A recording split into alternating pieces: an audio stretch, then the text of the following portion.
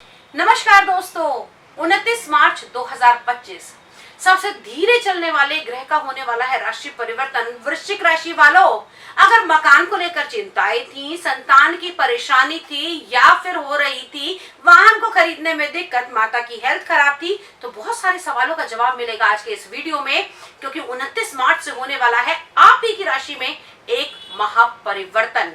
आइए विजुअलाइज करके आपको दिखाती हूँ कि क्या रहेगा दृष्टियों का प्रभाव और क्या रहेगा इनका आपकी राशि पर प्रभाव। अब जिन जातकों का चंद्रमा यहाँ 8 नंबर में है, तो ये वीडियो उन लोगों के लिए। यहाँ पर चंद्रमा से अगर देखें तो आपके पंचम भाव में यहाँ पर होने वाला है शनि का गोचर आपकी मीन राशि में। अब ये मीन राशि माना जाता है शिक्षा का, संतान का और कहीं ना कहीं आपके कंपटीशन का भाव। शनि जहां भी जाते हैं वहां पर मेहनत बहुत कराते हैं, तो यहाँ पर जब शनि आएंगे तो शिक्षा के क्षेत्र में आपको और ज्यादा डीपर नॉलेज मिलेगी और साथ ही साथ तो प्रभाव मिलेगा क्या, आपकी मेहनत का। तो मेहनत आपको करनी पड़ेगी।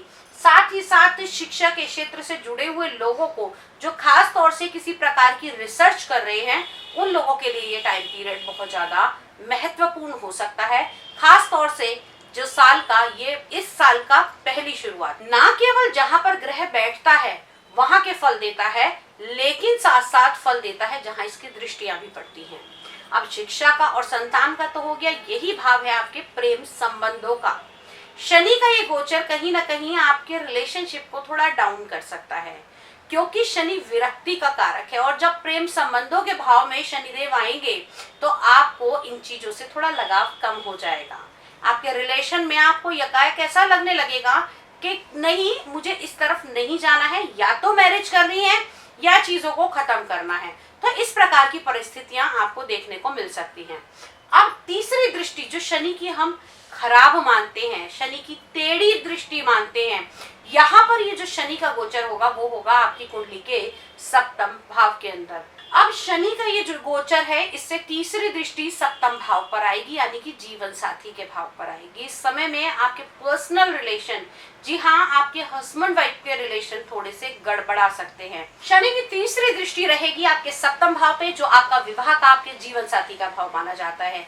जब शनि की दृष्टि, तीसरी दृष्टि, जिसे हम बहुत अशुभ मानते हैं, टेढ़ी दृष्टि मानते हैं, इससे आपके जीवन में, या जी हाँ, आपके हस्बैंड वाइफ के रिलेशन में परेशानियां इस समय पैदा हो सकती हैं। जिन लोगों के किसी प्रकार के आपस में मतभेद चल रहे हैं, या कोर्ट केस चल रहे हैं, या तलाक की बात चल रही है, उन लोगों के लिए यहाँ पर तलाक आपका आगे हो सकता है।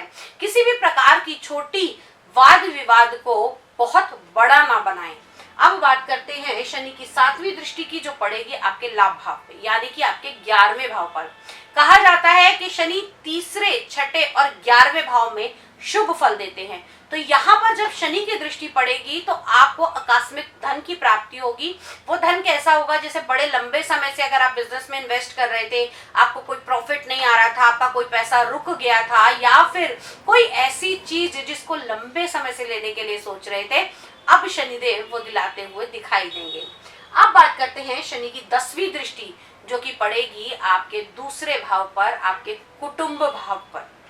यहाँ पर एक दृष्टि पड़ी आपके जीवन साथी के भाव पर, दूसरी दृष्टि आपके कुटुंब के भाव पर। अब आ जाइए भैया इनकी 10वीं दृष्टि पर, जो पड़ने वाली है आपके कुटुंब के भाव पर, दूसरा भाव, यानी कि आपकी जन्म कुंडली से, यहाँ पर अगर हम बात करें चंद्रमा से, दूसरा भाव आपके दांतों का, आपके मुख का, आपकी वाणी का, आपके कुटुंब का, आपके धन का भाव माना जाता है।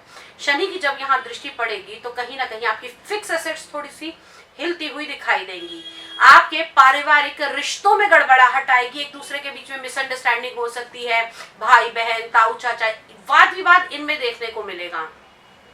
दांतों से जुड़े हुए स्पेशली रोग इस समय आपको परेशान कर सकते हैं, उसके ऊपर बहुत ज्यादा ध्यान रखना है। ओरल हेल्थ केयर का बहुत ज्यादा ध्यान रखना है। अब बात कर लेते हैं हम, यही वह भाव माना जाता है आपकी वाणी का। तो शनि कैसे हैं? शनि को कहीं ना कहीं सच्चाई पसंद है, तो यहाँ पर अगर आपने कुछ झूठ, छल, कपट किसी के लिए भी किया तो आपको बहुत बुरे रिजल्ट शनिदेव इस समय दे सकते हैं। तो अब सावधानियां क्या क्या बरतनी है आपको इस समय में? आपको जिन चीजों का ध्यान रखना है वो चीजें रहेंगी। आपको किसी से झूठ नहीं बोलना है, वाणी पर नियंत्रण रखना है, जीवन साथी के साथ अच्छा समय बिताना है और शक को अपने बीच में बिल्कुल भी एंटर नहीं होने देना है। आज की इस वीडियो में इतना ही। अगले वीडियो में फिर से मुलाकात करूंगी शनि से जुड़े हुए। अगर आप उपाय पाना चाहते हैं या कोई रेमेडी या फिर कुछ ऐसी परेशानियां जिनका आपको सॉल्यूशन नहीं मिल रहा है और हमसे सलाह लेना चाहते हैं, तो स्क्रीन पर दिए हुए नंबर पर मुझसे संपर्क कर सकते हैं। आज के वीडियो में इतना ही। अगले वीडियो में फिर मिलते हैं, तब तक के लिए जय मां भगवती।